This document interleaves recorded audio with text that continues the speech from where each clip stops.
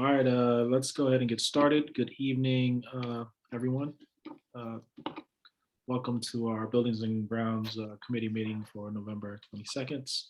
I want to welcome the public. We're here today. Thank you, staff, for joining us and preparing for tonight. We have Commissioner Buggs with us in attendance, and then Chief Kamala Nathan also here tonight to present on the one item that we have.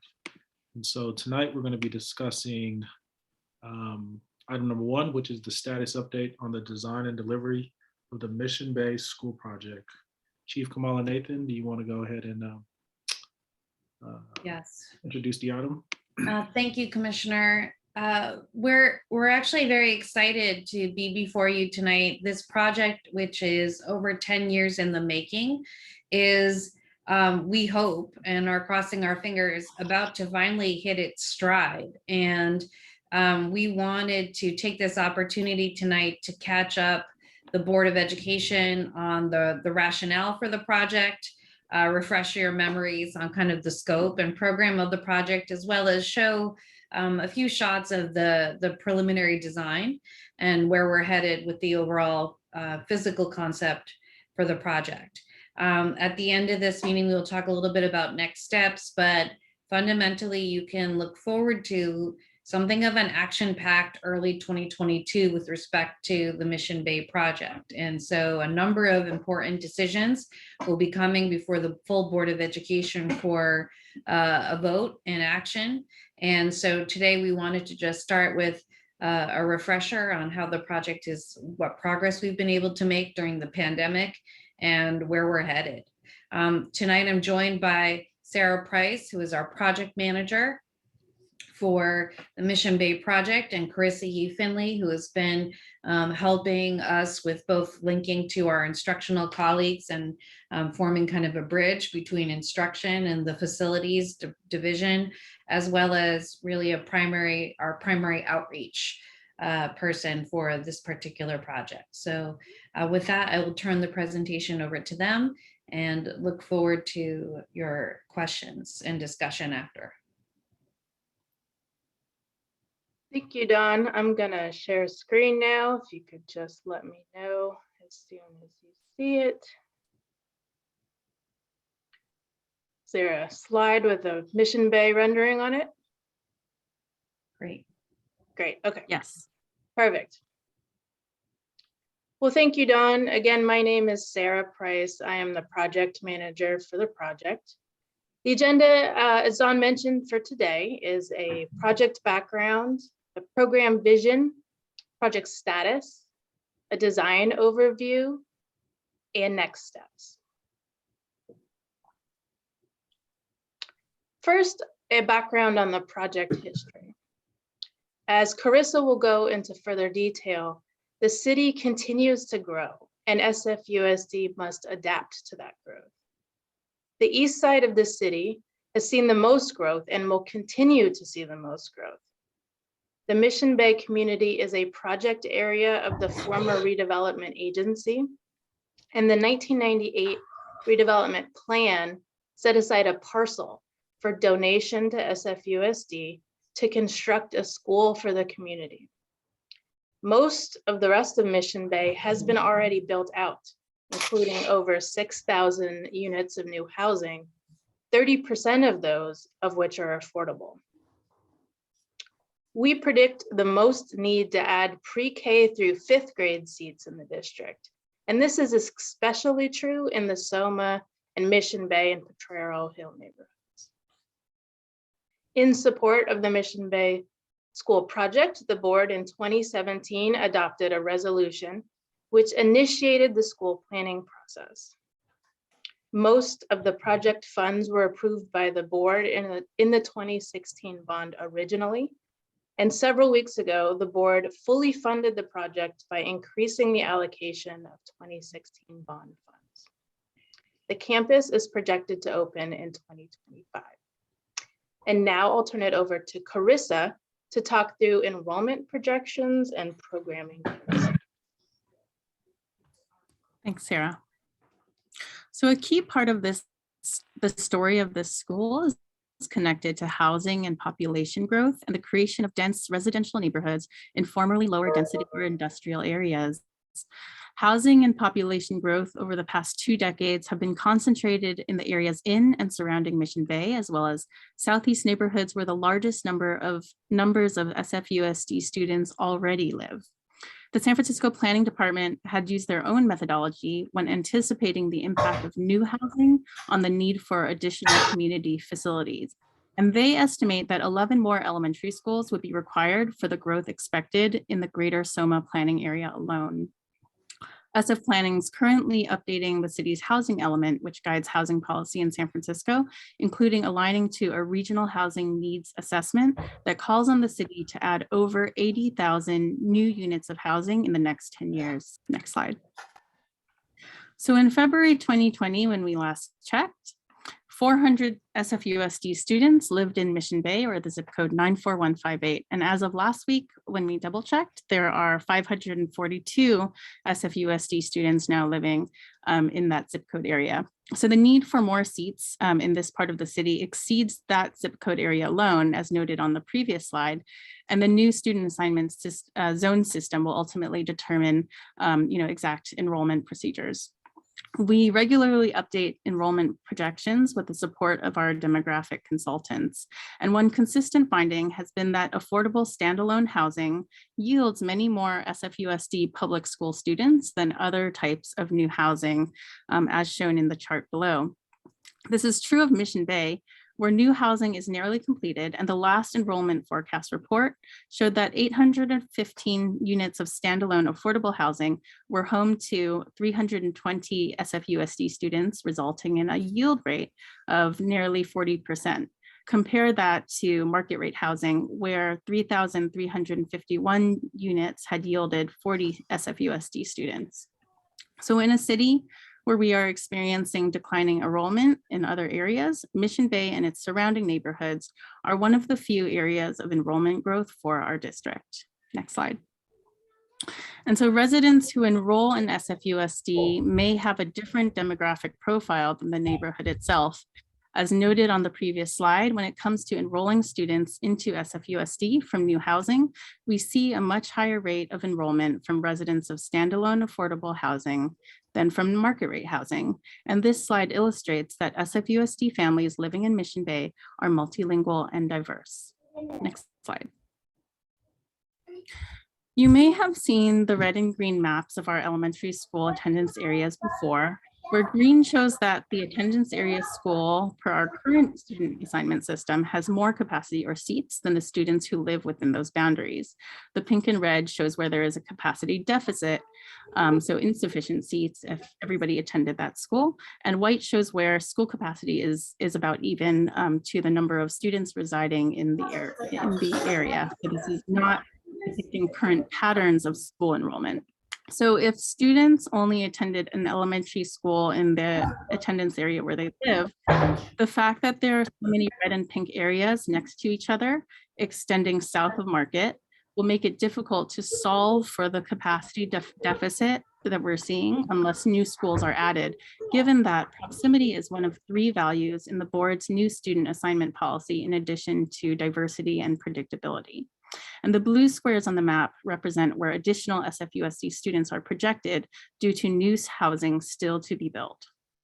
The future mission-based school site is currently located within the Daniel Webster Elementary School attendance area.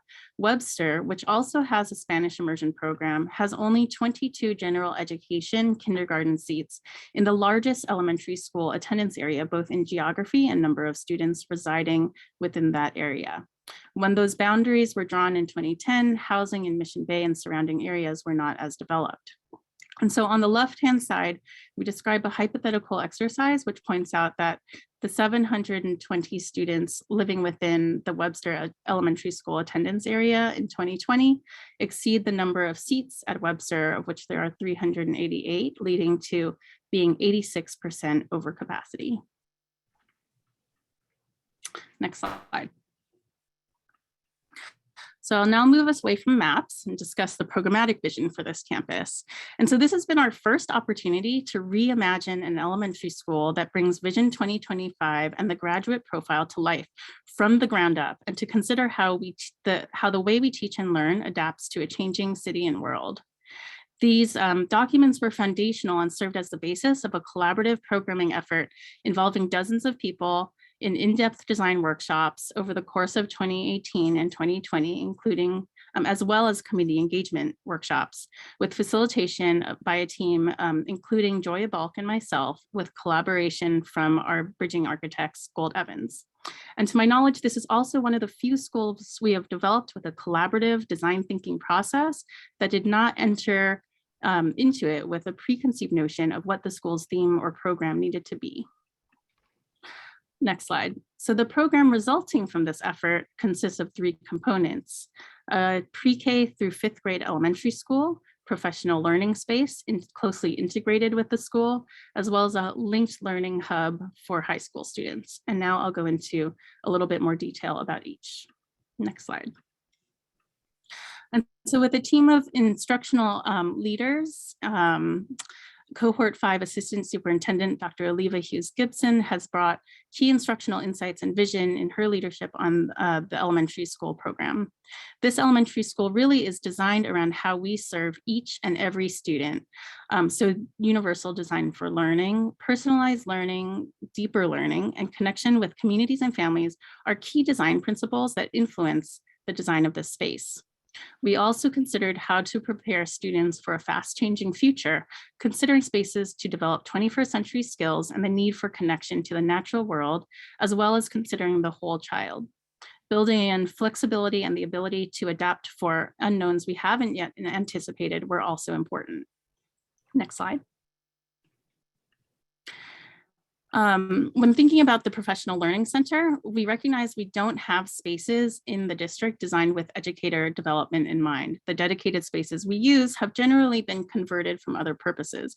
And we know that in order to support the human capital shifts outlined in Vision 2025, we need programs and spaces that better integrate learning and practice, supporting 21st century instructional methods and moving us away from 100% traditional sit and get formats, not just in the delivery of classroom instruction, but also in delivery of professional development. The integration of a professional learning center with the elementary school further establishes the mission-based school as a space for innovation and a place to recenter ourselves around how we can better serve each and every student. Next slide. Our curriculum and instruction division, with Nora Hausman as point on this, is developing out how those components will integrate together. The school will be an open practice learning community, bringing the graduate profile to life with the explicit mission to demonstrate SFUSD's aspirational practices, such as deeper learning, anti-racist practice, personalized instruction, and community-based learning, and extend proven practices district-wide. The Professional Learning Center will support the learning and innovation of educators through an inquiry and action research model. The center will develop educators throughout SFUSD by creating purposeful, equity-centered spaces and processes for learning, collaboration, and reflection with a focus on practice. The school will work closely in support of our Pathway to Teaching, New Coach Network, and TLE programs. Next slide. And so last but not least is the Linked Learning Hub. The Linked Learning Hub is an intensive one-year advanced bridge into health, biotech, and other STEM-aligned fields, with mission-based serving as the ultimate classroom. Conceptually, we looked at models in other communities, such as CART in Clovis and the Missouri Innovation Campus, and we asked, why would we not have this in San Francisco for our students, especially with an opportunity to situate it within Mission Bay? We'll build on existing college and career pathways programs, which are mainly in our high schools located in the Southeast. And this will then act as a hub, not as a full-time high school, for deep applied learning. This experience is designed for student agency and student-driven inquiry, real-world impact, and collaboration with professionals in nearby industries. It's also designed for students underrepresented in STEM fields in mind. And so not how can we make this the most exclusive program in town, but how can we encourage entry, provide academic course credits, credit recovery, and college credits, creating an explicit bridge to post-secondary study and employment. In terms of where we are now, Eric Rice, director of the College and Career Pathways Office, is leading efforts to develop the model, engage district and community stakeholders, and ensure we are on track to begin piloting the hub next school year with the first full year cohort scheduled for the following year in 2023-24. There's already been strong enthusiasm and support from local Mission Bay partners and community members, including but not limited to UCSF, the Golden State Warriors, Invitae, and Mission Bay Parks. And this year, SFUSD has launched an intensive design process that centers on the work of 11 student ambassadors. This group has worked in design teams with UCSF faculty, and students are going to develop prototypes for what intense deep learning will look like at the hub. So as you can see, we're really excited about what's going to take place at this site. I'll hand it back to you, Sarah. Thanks, Carissa. Next, we wanted to share the project's status and work done to date. In 2019, we went through an extensive programming exercise with stakeholders across SFUSD. This process was what determined the mix of uses for the building, which Carissa just presented to you. Next, we completed schematic design in 2020. Schematic design is the first stage in a design process, and it's when the project program is converted into physical drawings for the space. We also conducted environmental studies and surveys at this time so that the project design could address site issues.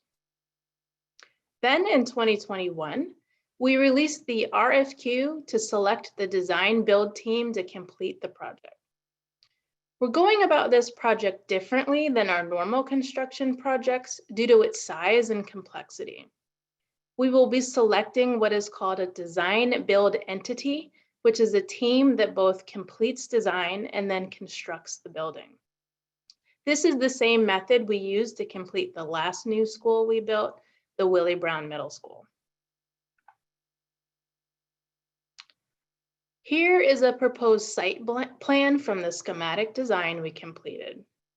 As you can see, it's an L-shaped building, and it consists of a 4-story academic wing and then a 2-story support services wing consisting of the kitchen and multi-purpose space. The academic wing will have the elementary school uses on the first 3 floors, and then the linked learning hub on the 4th floor.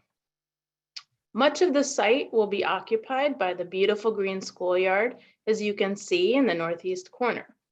The yard will have a garden, outdoor learning spaces, nature play, as well as our more typical active uses for PE instruction. Here are some renderings of the facility from the schematic design. On the top left, we're looking from Owen Street into the main lobby and the 4-story academic building. The design intent is to use natural colors and lots of windows to allow for natural light throughout. The 2 right renderings are of the elementary school floors. The layout will be very different than our typical elementary schools. In addition to their classrooms, each grade cohort will share what we're calling learning communities, which allow for breakout spaces and individualized learning to align with the universal design for learning model that Carissa mentioned. On the bottom left is a rendering of the linked learning hub lab. As you can see, this is not intended to be a typical science classroom. This will be a space designed to mimic the working environments of the STEM fields on which the curriculum will be based. This building will be the most advanced and innovative we've ever built, including a vast improvement in ventilation over other schools. All spaces in the building will have mechanical ventilation, and filters will be a minimum of MERV 14. It will be the most sustainable, including the first all-electric SFUSD building. It will have the most energy efficient design, including a highly efficient all-electric ventilation and heating system. It will be zero net energy ready with the lowest carbon footprint in our portfolio. It will also be the most water efficient and will capture and filter 100% of stormwater on site and will be plumbed for using recycled gray water once that's available from the city. And with that, thank you very much, and I'll turn it back over to Dawn. Thank you, Sarah and Carissa. I really, I want to end this presentation by really acknowledging the work of the entire project team, and particularly Sarah and Carissa, who in these past 18 months of the pandemic have, through some minor miracle, managed to keep this project on schedule with a real shot of meeting our obligation of opening in August 2025. So really want to emphasize and ask for applause and appreciation for that Herculean effort. It's, I think, really exciting to think about this facility. One of the things that I've really talked about with our instructional colleagues is the importance of thinking about facilities as a lever for accomplishing instructional goals. There is nothing a building can do on its own to make sure that student achievement happens, right? Student achievement is the result of what happens in the classroom, but it's very important that our built environment not detract from or interfere with that effort, and best case scenario, support and create the kind of context that instructors or instructional leaders can make the most of. And that's what we're really hoping to do with this building is when we thought about the concepts, I described it as our next century schoolhouse, right? That we have buildings. I spent the morning at Buena Vista Horace Mann, 100 years old building, and the contrast could not be more clear. I also want to say that this building is not just about the built environment itself, but again, there has been a unique and innovative partnership between the facilities team and our instructional leaders to develop the program for this space. And something that I have said for other projects that is an important relationship that determines the success of a project is that you start out with the program, you identify and build partners, and then you determine what your project is like. And in this instance, we have gone deep with our instructional leaders to think about our instructional program and the vision for this school and the kind of learning community that we want to create. And we've also really worked to cultivate partners, and want to thank and acknowledge the work of Eric Rice in particular as we really begin to go to scale in our efforts to build out partners for the STEM lab, and also Alexandria, who have made a commitment of a significant donation that we hope will help with the maintenance of this very complex building that we want to commit to, and again, needs to model the future for what our buildings need to look like. We, as I said at the beginning of the presentation, are about to enter into a series of significant decisions and real momentum around this project. So we wanted to talk today about it, and we want to talk again some more in December about what those next steps look like. But high level, just to outline what we're looking at, first, we'd like to approach the Board of Education with an EIR certification. We have been completing an EIR for this project. That EIR certification will likely occur simultaneously with a Title IX. Am I using the right, Sarah, did I just refer to the right title? Title V. Title V, sorry, got it mixed up. I knew it was wrong as soon as I said it. Title V finding that talks about the health and safety environment for the school. Then we also have a couple of other items where the sequence is a little TBD, but we really need to also, again, enter into our design build contract. We need to finalize and accept the land transfer from UCSF. And then also there's something called the EdSpec adoption, which is another important administrative requirement that needs to be fulfilled with the Department of State architect. And that will also, that ties into then being able to pursue additional funding from the state at a future date. So those are 5 decisions, milestones. The calendaring is again dependent on multiple factors, but right now we anticipate that if there's support from the board to move forward on this schedule, that we could bring that EIR certification in late January. Our hope is that I'm going to extend offerings of briefings to the board in early December to answer any questions and again, gauge the board's support for moving forward on our current calendar. But we did want to begin to frame up these issues, as well as, especially for newer board members, build a shared knowledge base about the project and its history and the goals it's trying to accomplish. So with that, we are happy to take any questions. Chief, can you explain what an EIR is? Yes, it's an environmental impact report. Thank you. An environmental impact report is one of several levels of review that a project sponsor, such as ourselves, may undertake to ensure compliance with the California Environmental Quality Act.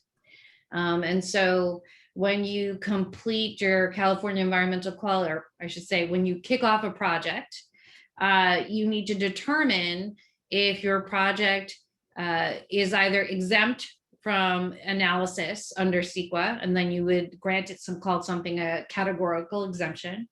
Other times, as you do an initial survey of your project's potential impacts on the environment, you can determine that you can pursue something called a mitigated negative declaration, which says there are impacts on the environment as a result of this project, but we've identified mitigations that reduce or eliminate that impact below a level of significance. And then lastly, environmental impact reports for instances when you have potential impacts that were determined to be significant according to different CEQA thresholds. And in this instance, we do think that there will, we conducted an initial study, which is a screen of the project that identifies areas where there might be impact. And most of the areas were either no impact or again, can be mitigated in a straightforward fashion. We anticipated and found one impact that is significant. And so we need to present to the board our analysis of that impact, and also we'll be asking the board to make a statement of overriding consideration that will be staff's recommendation, and that impact is around air quality.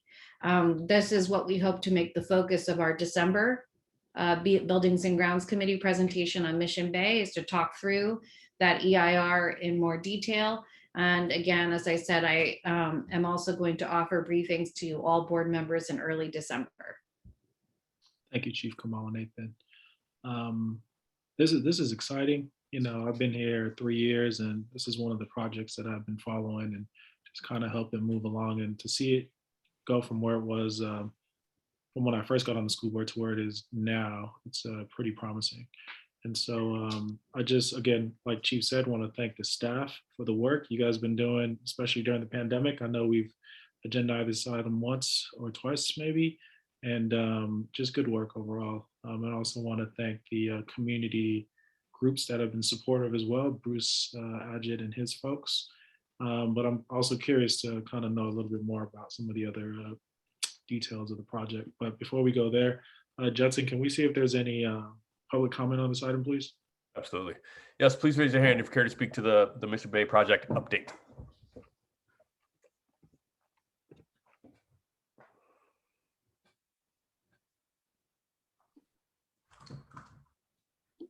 Seeing 3 so far, Vice President Molinga.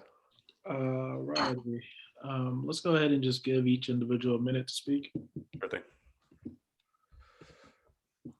Hello, Beth.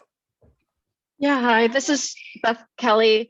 I just wanted to make a quick comment on this related to basically all of the demographic information that is in there. So the presentation says that the district expects quite considerable student growth, where actually the California Department of Finance is projecting a 10% decline in enrollment. And that's for SFUSD already.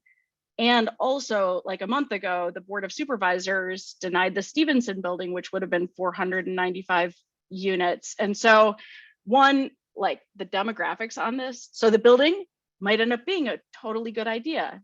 And the demographics are totally wrong, like disturbingly wrong.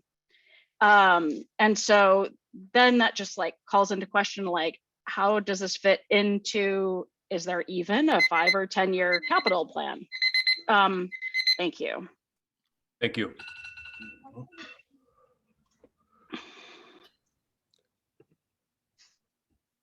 Hello, it's a 650 phone number, call-in number.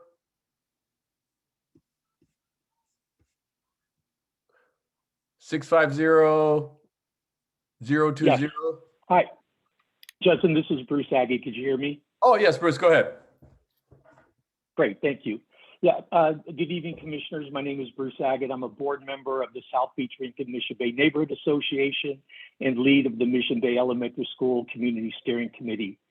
The community is pleased with the progress being made by SFUSD staff on the project timeline for the construction of the Mission Bay Elementary School and Link Learning Hub targeted for August 2025. This has been such a long journey and the community appreciates all the efforts as this school is so desperately needed. As you've heard in the presentation, this land is part of the Mission Bay redevelopment plan. And here we are over 20 years later with 90% of the housing designated in the plan already being completed, 6,400 units. And those of us who live here, we see it. 30% of the units are affordable housing managed by Mercy Housing, TNDC, Mission Housing, and CCDC. And almost all the community benefits have already been delivered to support the residents and families. And the last element needed is the school. So I think I only have 1 minute, so I'll cut off my comments there, but we really appreciate your support. Thank you.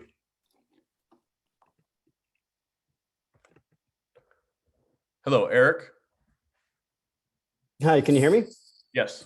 Great. Good evening, commissioners and fellow district staff. It's Eric Rice, director with the Office of College and Career Readiness. Great to join you this evening. I just have to say, I went into this year just super excited about this project, as many of you know, but it's just gone to the next level, and that's really been based on the work with the student ambassadors and with our partners. So I just wanted to share a little bit that as we are envisioning the building and the space, that we have this exciting parallel process that is about the program and the people that will take full advantage of this incredible space and this incredible location.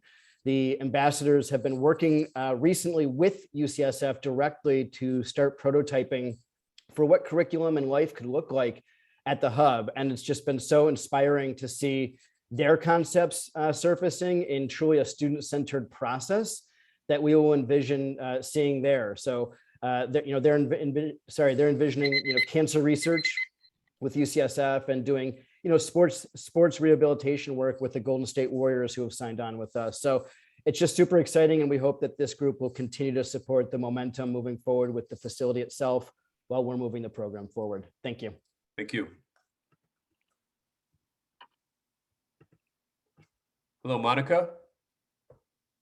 Hi, can you hear me? We can, go ahead. Good evening, everyone. My name is Monica Barnett. I'm an aide in Supervisor Matt Haney's office, and I'm here tonight to speak on behalf of our office and show our support for this project. As you know, this project has been a goal of our city and the school district and the neighborhood for well over 15 years. The most recent census data shows us that Mission Bay has grown more than any other neighborhood in San Francisco by far. Much of that growth was from families, including many in affordable housing developments. We need a school in that neighborhood. The project has been very important, in particular to Supervisor Haney, both during his time on the Board of Education and as a supervisor in District 6. So this school isn't just for this neighborhood, it's for our entire city. And the Linked Learning Hub, which high school students from across the city can participate in, will benefit our educators and students everywhere. Thank you. Thank you. Hello, Jason. I needed to promote you to panelist in order to speak, so your video will be shown. So you can turn it off if you'd like. Hi, I'm Jason Trouba. I go to Thurgood Marshall Academic High School, and I'm in the 11th grade. And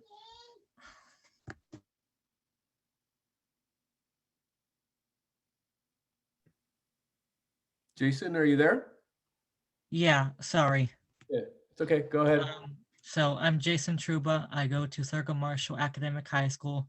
I'm in the 11th grade, and I am part of the student ambassador for this year, working on the design of Mission Bay Link Learning Hub, because I want to have a school where students can feel like they belong and are involved and can work on stuff they don't usually get to work on in regular SFUSD schools.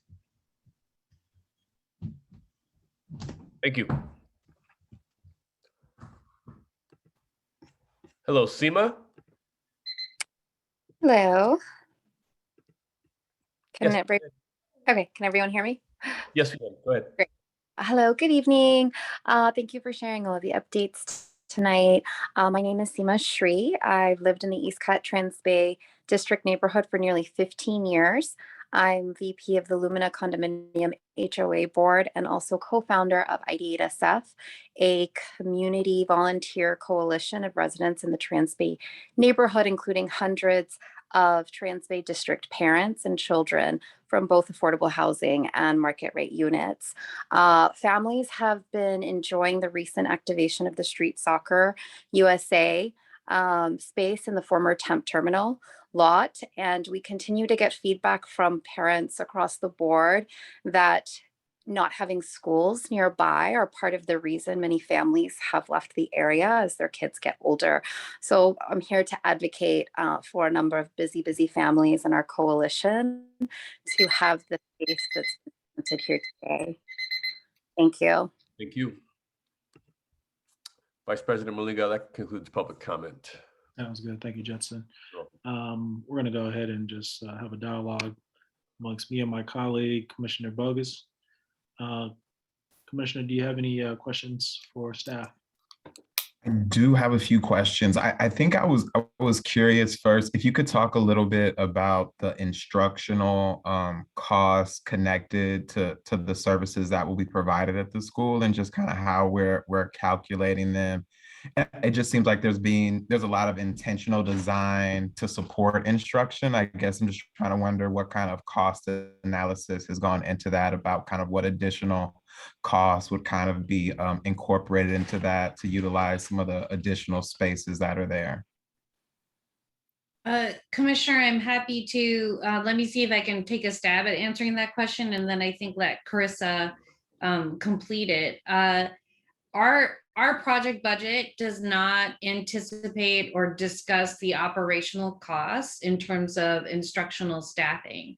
I think that Eric Rice can probably provide, he actually has a sense of, I think, how much staffing will be required to get the STEM lab operational. But outside of this, we're looking at really a 500 student sized elementary school. And there is not, outside of the costs associated with running that elementary school, we're not creating necessarily so much special programs that need to be staffed, so much as providing different kinds of spaces for our school program to occur in. And so, Carissa, I don't know if you have any other insights or data to share with the commissioner on that. Thanks. In terms of the planned school capacity, it is designed for 500 students at what we consider kind of a most efficient school size in terms of moving 3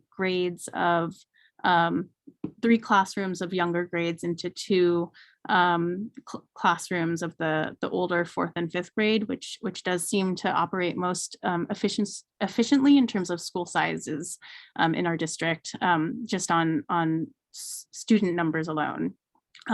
With regards to the Professional Learning Center, that operating budget does still need to be ironed out further, but we are not, we are envisioning this as a space that both is integrated with the elementary school as well as works in support of our existing professional development programs, just with recognition that we really don't have space designed intentionally for those programs. So there isn't any thought that there would be additional staffing needed for kind of like the breakout spaces that would be kind of made available, or for like the additional size of kind of like the campus and the extra kind of greenery, kind of creating less kind of vision or vantage points for kind of supervision of young people? Or are those things not actually like concerns? I guess I'm just trying to wonder if there's anything kind of in that regard that we should kind of be thinking about or projecting out as we kind of think about our budget deficit and how we kind of bring in a new school. Absolutely, Commissioner. And so on those points, in terms of the built environment, we have actually looked at what a maintenance budget will look like for this particular schoolyard and the building. And while it escapes me off the top of my head right now, that was an important part of our enthusiasm and appreciation for the Alexandria donation and gift. And so one of the things that we are trying to pioneer for this school is using that gift as the basis of a fundraising effort to engage with other Mission Bay organizations and neighbors, with the hope of kind of adding to that donation and that fundraising, and then using it as basically a kind of the start of a maintenance endowment for this school. This was a practice that I have seen and participated in for the Recreation and Parks Department, where we had philanthropic donors who would, for example, gift custodial services or certain types of enhanced maintenance services for different or targeted maintenance services for certain types of programming. And we're hoping that this particular philanthropic partnership will offset and not entirely cover, but offset the additional impact of not just the greenery, but frankly, again, these new mechanical systems are quite complex and will require a different kind of maintenance program than our standard schools. And so we do hope that there will be a base investment similar to what we equip other elementary schools, but that we hope to be able to use some of this philanthropic funding to offset it. Yeah.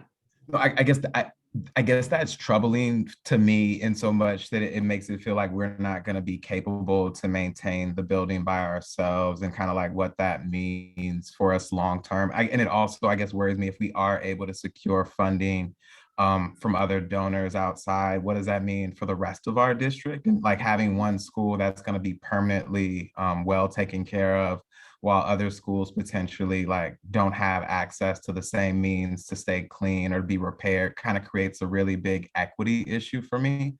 And then especially in a world where we have zones where, you know, only certain families who live in certain neighborhoods could potentially have access to kind of this elite program, unique campus situation.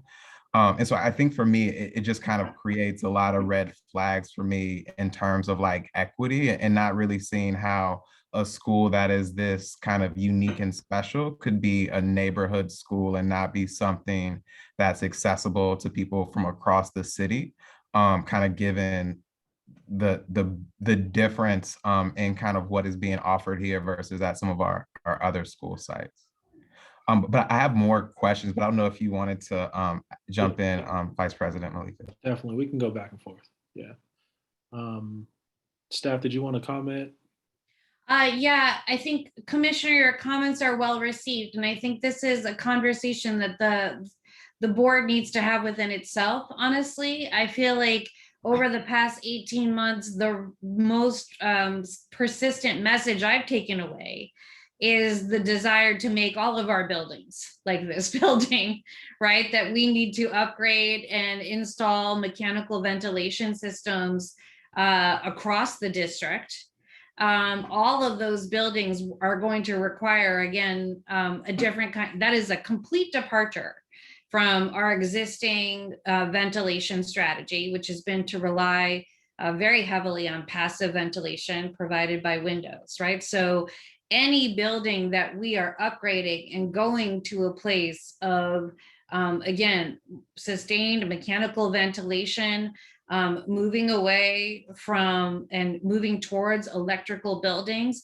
And also, as we have, if you're going to have a new school, and also continue to upgrade our other schools, we're going to have to meet code requirements going forward as we make these large modernizations. So the technologies that we're talking about at Mission Bay are not luxury system improvements. They are the requirements of modern buildings. And we are trying to meet those requirements. And that is in stark contrast, as you're noting, to our older buildings and buildings across the district, whether or not wherever they are located. We are just operating with older building stock.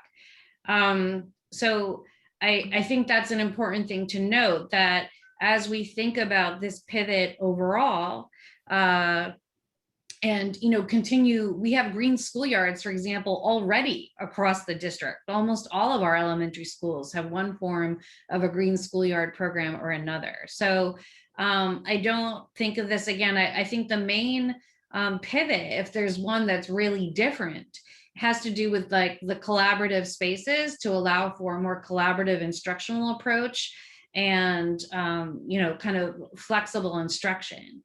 And that is something that district instructional leadership has been hoping for quite some time, and is also a practice that many instructional leaders are engaged in, but are hampered and constrained by their existing space. So I just framed that up, and I hear what you're saying in terms of the philanthropic partnership. The district has accepted significant capital gifts in the past, also for different schoolyard facilities and projects. I think that for me, we have to start somewhere in terms of cultivating potential philanthropic partnerships, and start with people where they are. But it's my sincere hope that in establishing this model, we will be able to replicate it and extend it to other schools. Because I think it's really important that we, wherever we are, cultivate neighborhood stewardship and neighborhood partners, and that stewardship and investment can take lots of different forms, not just financial. No, I appreciate that. I think I would just say it's just unrealistic to think that they'll be able to have equal levels of contributions as like the neighborhood of Mission Bay has, like across the city as a whole. I just think it is good for us to have high standards as we move forward, but I think we have to figure out what we tell people who are in older schools, who feel like they aren't getting their work orders filled, who feel like they don't have enough custodial staff to keep their school clean enough, as we develop a new school for a new community, that as the way things are set up right now, they're not allowed to go to school at. And so I think figuring out how we wrestle with that, and really what we're going to tell people, that we can't keep our schools clean enough and we have to go outside to find the funds. And hopefully people in your community will make sure your school is clean, because we as a district can't provide that. I think that's what I think is troubling for me. And I think trying to figure out how we as a district address it, and whether or not we want to kind of change our position and stance and really commit to having the funds internally to do those things. Thank you. Let's see, I got a couple questions. One, I did want to piggyback off this conversation. We are building a new school in the Southeast, and which is Mission Bay. And we have more dollars in the Southeast facilities. And so my push, is to, as we're building this school out, some of the schools that are dilapidated, that need a lot of attention, they all reside on that Southeast section. And so if we're going to be positioning ourselves with this conversation in terms of using it as a model, and I would like to see that model trickle throughout the Southeast, right? Schools like Malcolm X, McLaren, Bret Hart, you know, all these schools that that need some love as well. Um, on that note, I did have a question around the land transfer with UCSF, and just kind of get an update on how that's looking and where are we at. I know it's been quite some time now, and I don't know where we've landed. Are there any positive updates? Are there any updates that we could hear? Commissioner, thank you for that question. The land transfer is still in progress, but we are happy to report that we have made substantive progress since where we were 5 months ago and 6 months ago. We are continuing to exchange drafts of the legal agreement that would govern the land transfer. And our next, I think at this point, we are waiting for a next draft from UCSF. We have had, though, like I said, significant progress in addressing some of the more contentious items within the agreement. And right now, just continue to refine legal language with the hopes that we will be able to, again, move the land transfer forward in early winter, early 2022, after EIR certification. We are required by CEQA to ensure that the EIR certification happened before we accept, or I should say before we take title. So the board might be able to authorize the land transfer, but we do have to complete the EIR prior to accepting title for the property. Okay. Well, what can get in the way of us being able to complete that process? The thing that I'm most concerned about, Commissioner, is just we've got two large bureaucracies working together, and keeping to timeline is difficult, right? Keeping this, we're both agencies that are, not distracted by the past 18 months of the pandemic. Between UCSF has plenty of its own obstacles and high priority issues that they are also wrestling with. And so I think the important thing is to keep this at the top of everyone's agenda over the next few months. And I think it's also important that just we as an agency continue to signal our commitment and a sense of momentum. And that's why we're very excited to report the EIR is ready. We've selected a design build contractor. We are ready to go. That as soon as we get the EIR certification complete, that the only thing left will be the land transfer. And we hope that momentum, again, creates a real sense of urgency and progress that keeps the school at the top of everyone's to-do list. Mm-hmm.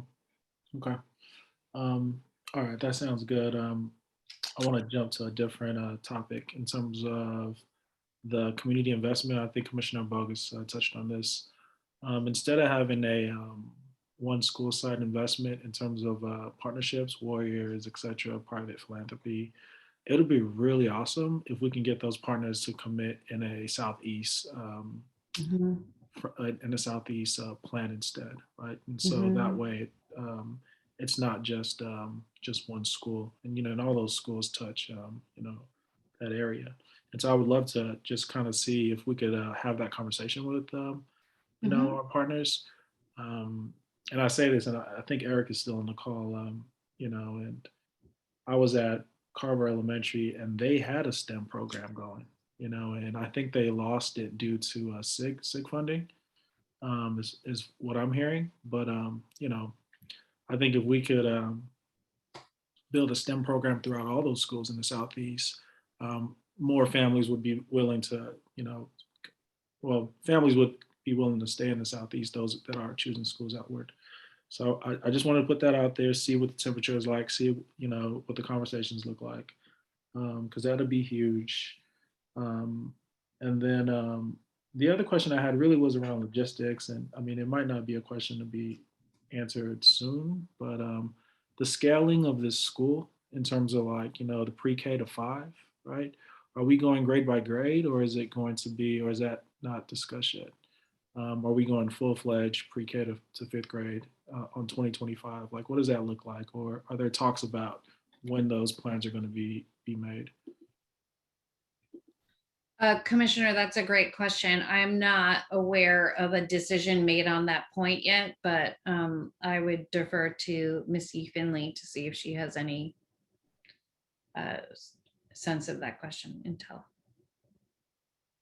Yeah, thank you. And thanks for the note about kind of district-wide investment, particularly thinking about the pathways that we can support, beginning with elementary school in our Southeast neighborhoods. I know that Eric Rice, who's been thinking about the Link Learning Hub and how it contributes to the full portfolio that we have instead of takes away from, is really critical, and he'd definitely be supportive of that if I can speak for him. In terms of the kind of the operationalizing and thinking about the program implementation for opening, the question of how do we phase in is still part of the planning process, and so the options that you mentioned are definitely things that will be considered, including not just what is the how does this align with the new zone-based student assignment system that's being rolled out around the same time frame, but also what is both the local area need for seats as well as district-wide need for seats. Yeah, I want to emphasize Ms. E. Finley's point around the outcome of the student assignment system, that the connection between the policy decisions that might be made as a result of student assignment really do have significant implications for the staffing and operational model of this school. All right, I have a few more questions. Commissioner Burke, do you have any more questions?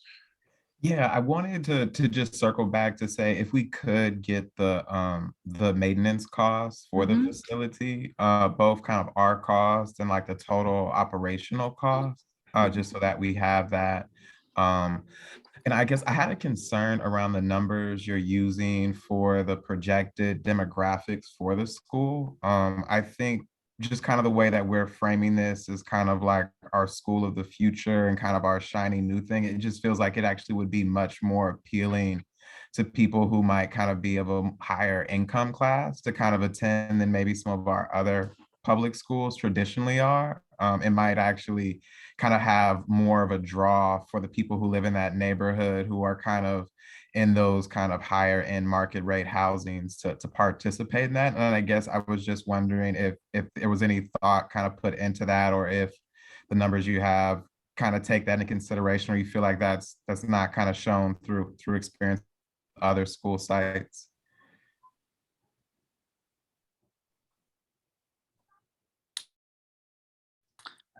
I can try to answer your question, Commissioner, and please let me know if I'm not going down the line that you were originally asking about. But in terms of the enrollment projections for the school and enrollment from kind of the local housing in the area, those are based on historical trends, and so they've been pretty consistent over time. We've been doing this in the district for about 20 years, and there really is kind of a low percentage of student yield from our market rate housing. And part of that, I'm not necessarily in Mission Bay only, but across the city, a lot of our market rate housing does not end up getting occupied by families with young children.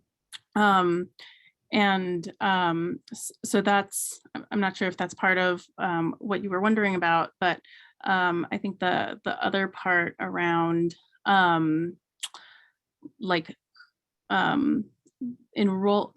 expected enrollment, I think that when we as a district think about enrollment and offering choices to families, we always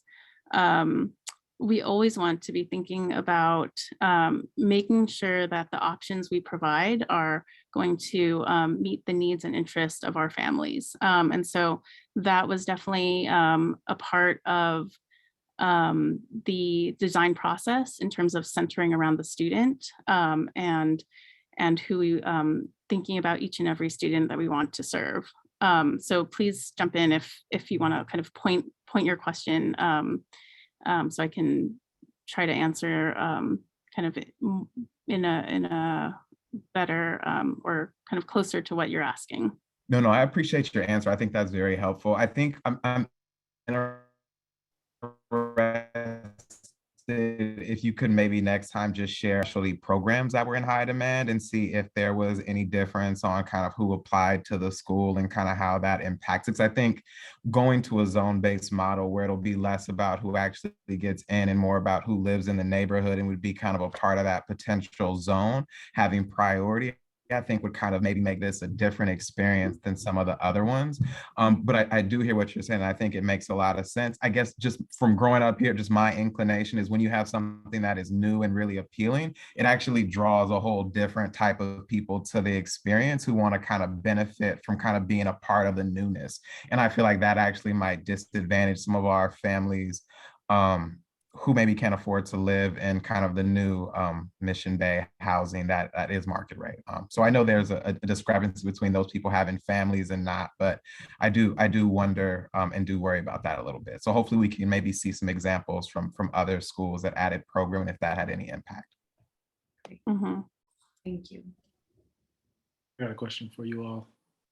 Commissioner, I just want to add a note that we did promote Eric Rice as a panelist. So to the extent you have questions around the STEM lab, he is able to participate this evening as a panelist. All right, thank you. Sounds good.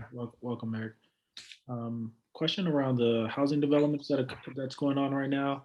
I've seen cranes go up down there in Soma and new housing moving. And then also, I haven't been back over there near Candlestick just to kind of see what that looks like lately. Do we know off top the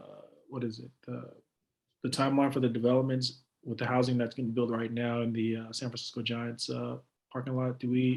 Are we aware of the current timeline it's going to take for them to build that?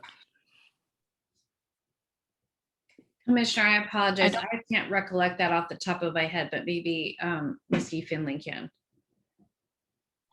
I also don't have the exact year in mind, but I believe that the way they were phasing it in, the affordable housing was going to be phased in at the end of the completion of that project. And I think they're starting with some of the other pieces of the development first. But I will check and circle back with you. And that those numbers would not be included in the chart that I had shown in the presentation in terms of enrollment projections. Yeah, Commissioner, I would say that I know that it is a large project and I believe it has an over 5-year, like a 10-year implementation timeline for the entirety of the project. And I'm getting prompted that it's 1,400 units and 40% affordable. Nice. Yeah, that's what I wanted to kind of know. It'd be good for us to like stay close with that work and just to figure out like, what the development's going to look like, how many affordable units are going to be offered, how many families are coming in that way. Sorry, that's my fiance coming in the house. That way we could keep track of the number of families that are moving into that community. The second was a kind of like it's a logistical question in regards to, I heard RFQs were going out already. And maybe this is a Lynn thing. She might be able to jump in. Lynn's our attorney for tonight. I'm wondering if we put out RFQs, RFPs for developers who are going to be working on sites, if we could, if it's not already in there, is there an opportunity for us to include, that, developers or whoever is getting contracted are providing internships for our students, in relationship to the buildings that's being built, right? So if we're going to be STEM, it'd be great for our students to be, participating in, the building of this school or whatever have you, right? It would be great to actually have that as a standard ask in our RFQs for all our developers who's working with us. And, and I would be curious to know if that actually exists or if it's something that we can implement moving forward. it does not exist right now, I think. And so I would also defer to legal counsel about the extent to which that is a requirement that can be worked into the base contract or not. But I think regardless of whether it is contractually required, it is a good conversation for us to be having with different types of partners. And I've certainly spoken to Mr. Rice directly and myself about wanting to connect the architecture and design work that we're doing, even as a facilities division, and host future interns associated with those projects. But I would defer to Ms. Burgo on the ability to include this as a base requirement. Lynn, did you want to comment? Only to say that it isn't something I've looked into, and you know, there are a lot of contractual provisions that the state requires in terms of the Department of Industrial Relations and prevailing wages that I can't answer your question off the top of my head. But it's something that we could look into. All right, that sounds good. I would love to see what that looks like, and if there is an opportunity for us to roll something like that out. I think it's something that would really be beneficial and helpful for our students. I don't have any more questions. Commissioner Bogus, do you have any more questions or comments? No, I don't have any more. I guess maybe one more comment. I think, yeah, just really excited about the idea of us bringing a new school on, and just really want to figure out how we can do it in a way that makes all the rest of the schools in our district still feel special too. And really just to make sure we're coming into it with really clear eyes around kind of the cost to maintain the building and kind of to use it to its fullest potential. Really kind of viewing it as a model for where we're trying to get all of our schools in a short period of time, hopefully. Yeah, but thank you so much for your presentation and information. And I definitely look forward to hearing more. And I'm not sure if it would be kind of after the design phase, we kind of get more particular information about how things would kind of operate at the school as far as kind of like drop off, pick up, and kind of all those kind of specific details. But I'm just really kind of curious and how we're navigating all those pieces. But thank you so much, and look forward to ongoing conversations.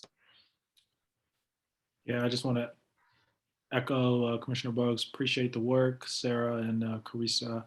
My last question was really around comments and question was, you know, for me, the success of this program, one of the key elements is just the constant communication with our stakeholders, our community folks, our parents, right? Making sure that we are just constantly just talking and asking questions, you know, and I think we've been doing a pretty good job so far, right? Once that link kind of just breaks, I think we are going to, it's going to be hard for us to stay on the pulse of what the community is actually asking from us.